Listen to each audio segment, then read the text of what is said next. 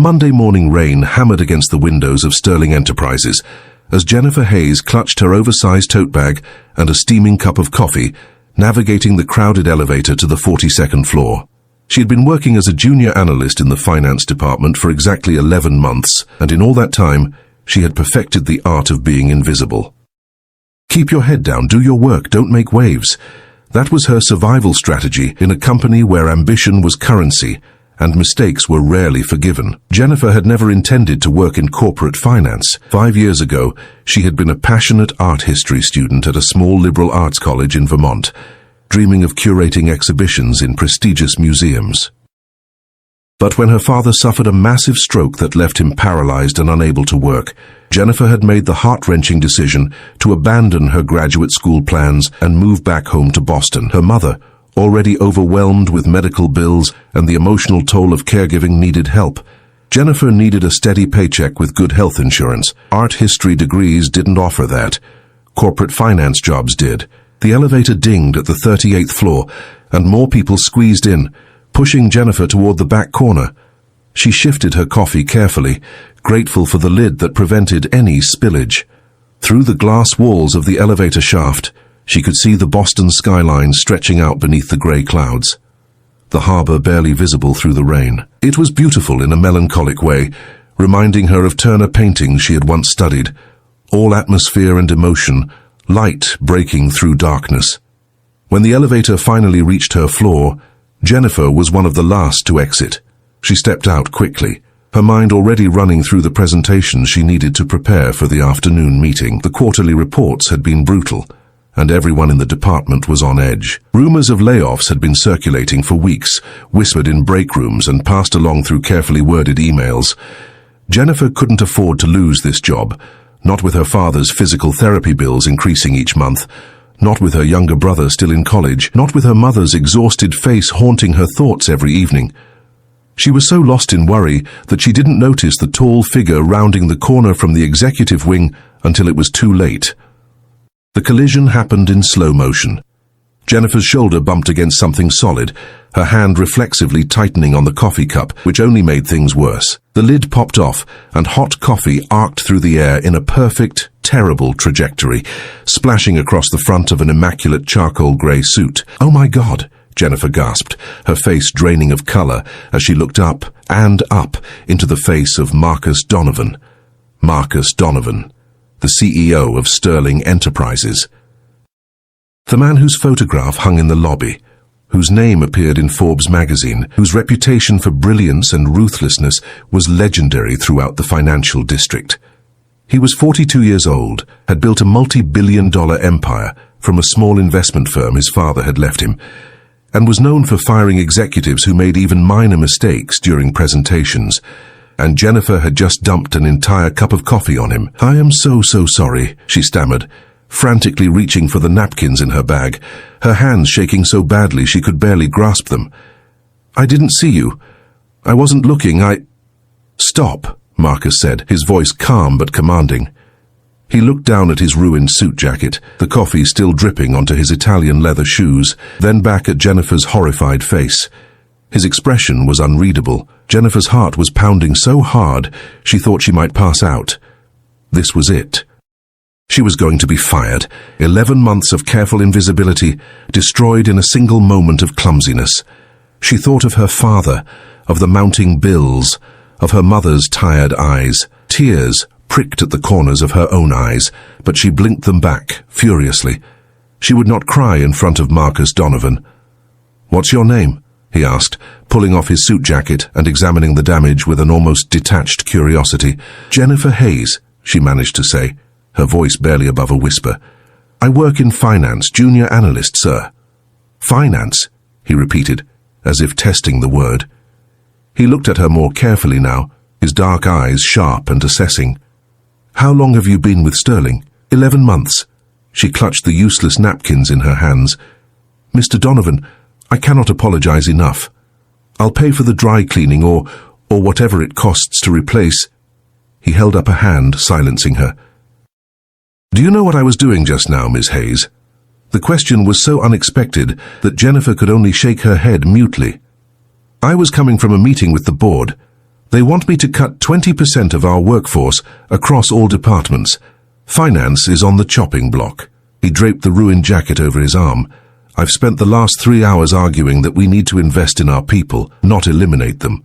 That we need fresh perspectives and courage, not just compliance and caution. Jennifer had no idea where this was going. She stood frozen, waiting for the axe to fall. Marcus's expression shifted slightly, something that might have been amusement flickering across his features. You know what I see when I look at you right now, Ms. Hayes. She shook her head again, not trusting her voice. Someone who's terrified of losing her job. Someone who's been playing it safe, keeping her head down, trying not to be noticed. He paused. Someone who's wasting her potential.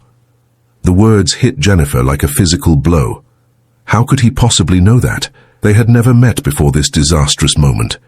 I've reviewed the quarterly analysis reports from every department, Marcus continued. Do you want to know whose work stood out in finance?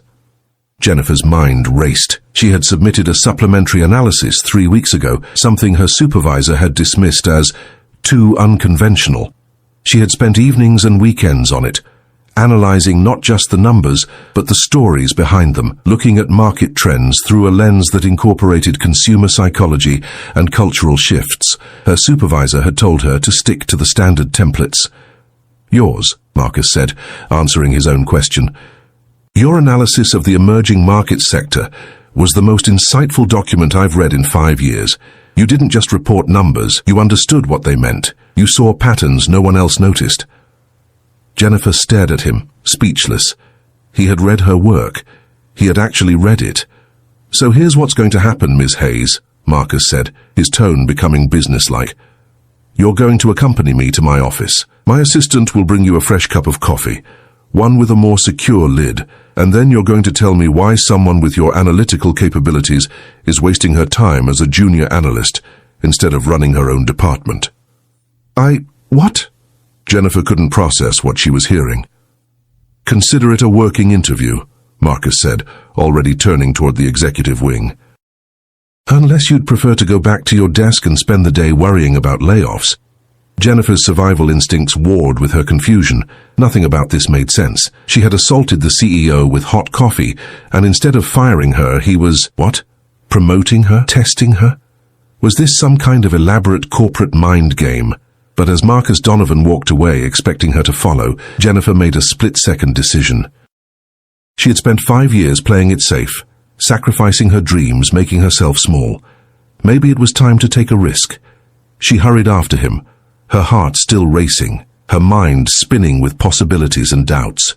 As they entered the executive elevator together, Marcus pressed the button for the 45th floor, the executive suite, a place Jennifer had never been. Mr. Donovan, she said quietly as the elevator began to rise.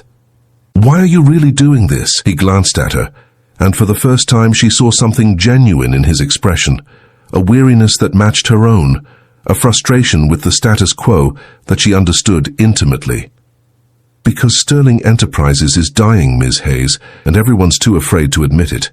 We need people who can see what others miss. We need people brave enough to spill coffee on the CEO. The corner of his mouth lifted in what might have been a smile, and Jennifer felt the first flutter of something she hadn't experienced in 5 years: hope.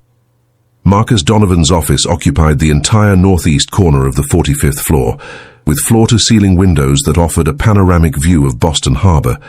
Jennifer had imagined the CEO's domain would be intimidating, all dark wood and leather, filled with expensive art and trophies of corporate conquest.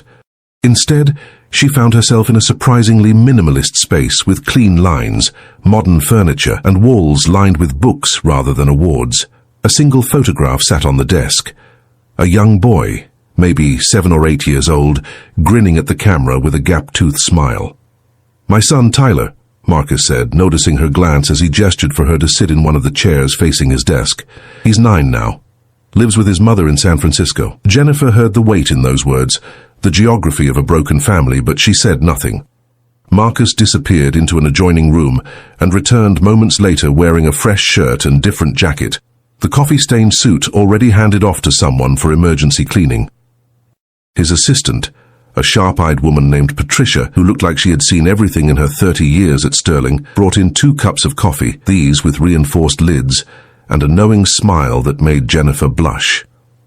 "Now then," Marcus said, settling into his chair and fixing Jennifer with that intense gaze she was beginning to recognize as his default mode. "Tell me about the museum." Jennifer's head snapped up. "What?" "Your resume says you have a degree in art history from Middlebury College. You were accepted into a graduate program at Columbia for museum studies. You never went." He leaned back in his chair. "I want to know why someone passionate enough about art to pursue that path is now analyzing quarterly profit margins for a company that makes money moving money around." The directness of the question stripped away Jennifer's carefully constructed professional veneer. She felt exposed, as if Marcus could see straight through to the scared, exhausted person she tried to hide beneath blazers and competence. "My father had a stroke," she said quietly. 5 years ago, he was a high school history teacher, good insurance, but not good enough. Not for the kind of care he needed. Someone had to help my mother, help with the bills. My brother was still in school. I was the oldest. "So you sacrificed your dreams for your family," Marcus said. But there was no judgment in his voice, only understanding. "It wasn't a sacrifice," Jennifer replied, surprised by the defensiveness in her own tone. "It was a choice. Maybe not the one I wanted to make, but it was mine. And you've been miserable ever since." The blunt statement hung in the air between them. Jennifer wanted to deny it, to insist that she was fine, that she had made peace with her choices. But something about Marcus Donovan's unflinching honesty demanded the same in return. "Not miserable," she said carefully. "Just hollow. Like I'm watching my own life from a distance, going through motions that someone else choreographed." Marcus nodded slowly, and Jennifer had the unsettling sense that he understood exactly what she meant. He stood and walked to the windows, gazing out at the rain-swept city below. "I built this company from almost nothing," he said, his voice quieter now. "My father left me a small investment firm with 3 employees and more debt than assets. Everyone told me to sell it, cut my losses, start fresh somewhere else. I was 26 years old and arrogant enough to think I could turn it around." Jennifer waited, sensing there was more. "It took me 10 years to build Sterling into what it is now. 10 years of 18-hour days, of missed birthdays and holidays, of choosing board meetings over school plays. My marriage fell apart. My son grew up with a father who was always somewhere else, always focused on the next deal, the next acquisition." He turned back to face her. "I told myself it was for them, for their future. But the truth is, it was for me, for my ego, for the need to prove I was more than just someone who inherited a dying company. Mr. Donovan—" "Marcus," he interrupted, "and I'm telling you this because 3 months ago, Tyler asked me a question during one of our video calls. He asked me if I liked my job, such a simple question, and I realized I couldn't answer it honestly. I've spent 16 years building an empire I don't even enjoy running." Jennifer absorbed this confession, understanding dawning. "That's why you're fighting the layoffs. That's why you read my report." "I read every report that crosses my desk," Marcus said, returning to his chair. "Most of them are regurgitated data, safe observations, nothing that challenges or inspires. Yours was different. You wrote about market trends the way an art critic might analyze a painting, looking for the story beneath the surface, the emotional truth behind the numbers. You brought humanity to financial analysis." He pulled up something on his computer screen, then turned the monitor toward her. It was her supplementary report marked up with handwritten notes in the margins. "You identified the collapse in the retail sector 6 months before anyone else saw it coming. You predicted the surge in domestic travel based on cultural fatigue with international tourism. You connected consumer behavior patterns to broader societal shifts." Marcus looked at her intently. "How did you see what my entire executive team missed?" Jennifer felt heat rise to her cheeks. I looked at the data differently. In art history, you learn that context is everything. A painting doesn't exist in isolation. It's shaped by the artist's life, by the political climate, by cultural movements of its time. I thought maybe financial trends work the same way. Numbers tell you what happened, but they don't tell you why. You need to understand the human story." "Exactly," Marcus said, something like excitement entering his voice. "That's exactly the kind of thinking Sterling needs. We've become so focused on quarterly earnings and shareholder value that we've forgotten we're supposed to be serving people, solving real problems, creating actual value. He stood again, pacing now, energy radiating from him, in a way that made Jennifer sit up straighter. The board wants cuts because they think we're bloated and inefficient. They're not wrong. We are. But cutting people isn't the solution. We need to reimagine what this company is, what it does, why it exists. He stopped pacing and looked directly at Jennifer. I want you to help me do that. Me? Jennifer's voice came out as a squeak.